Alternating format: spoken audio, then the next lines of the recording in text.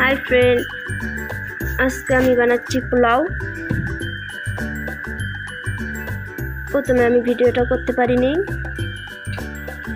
কোনো কারণে, তো আমি প্রথমেটা বলে দিচ্ছি। প্রথমে আমি সাদা তেল দিয়েছিলাম, দারচিনি, ছোটো এলাচ, লবঙ্গ, তারপরে দিয়েছিলাম লঙ্কা, জিরি জিরি করে কাটা পেঁয়াজ।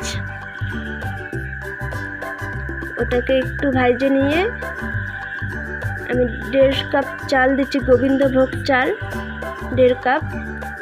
এটাকে ভালোভাবে ভাজে নিতে হবে। ভালো করে নেড়ে চেড়ে নিচ্ছি যাতে নিচে না লেগে যায়।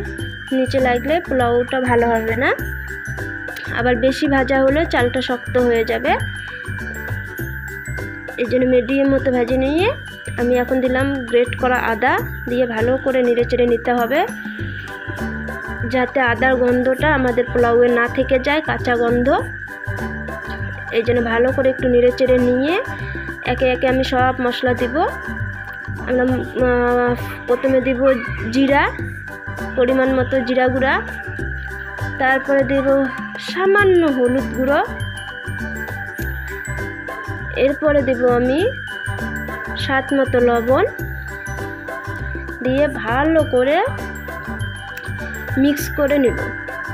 এদিকে আমি গরম জল ফুটাইতে দিচ্ছি, কারণ পোলাওতে সবসময় মনে রাখবেন গরম জল দিলে পোলাও একদম ঝরঝরে ভালো হয়, ঝরঝরে খেতেও খুব সুন্দর হয়।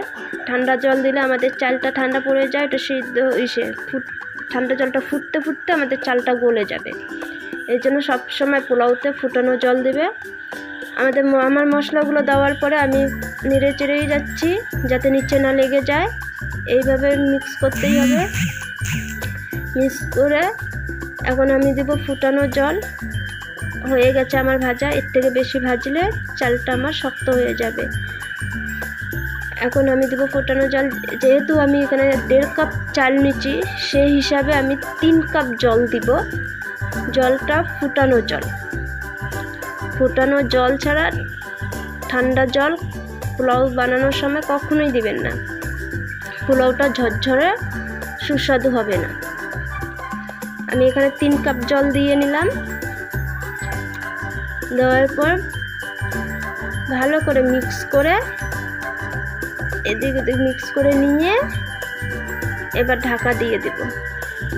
5 মিনিটের মতো মিডিয়াম আছে আমি এটাকে ফুটাই নিব, মিডিয়াম আছে। এখন আমি এটাকে ঢেকে দেব।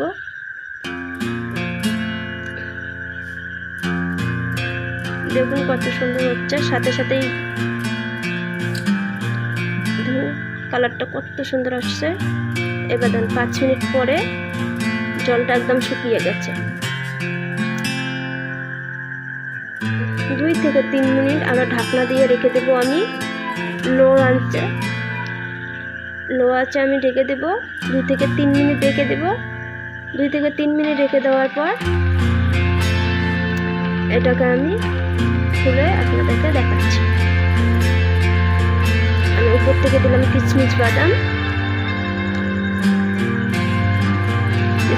দিয়ে এখন দেবো আমি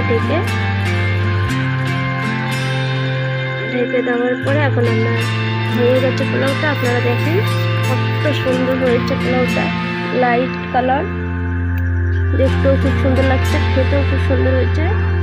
পোলাওয়ের সাথে থাকছে চিকেন কারি, যেটা আমি আরেকদিন রেসিপি দেখাই দেবো। চিকেন কারি, যে চিকেন কারিটা করছি আমি এটা পরে আরেকদিন দেখাই দেবো। প্লিজ ভালো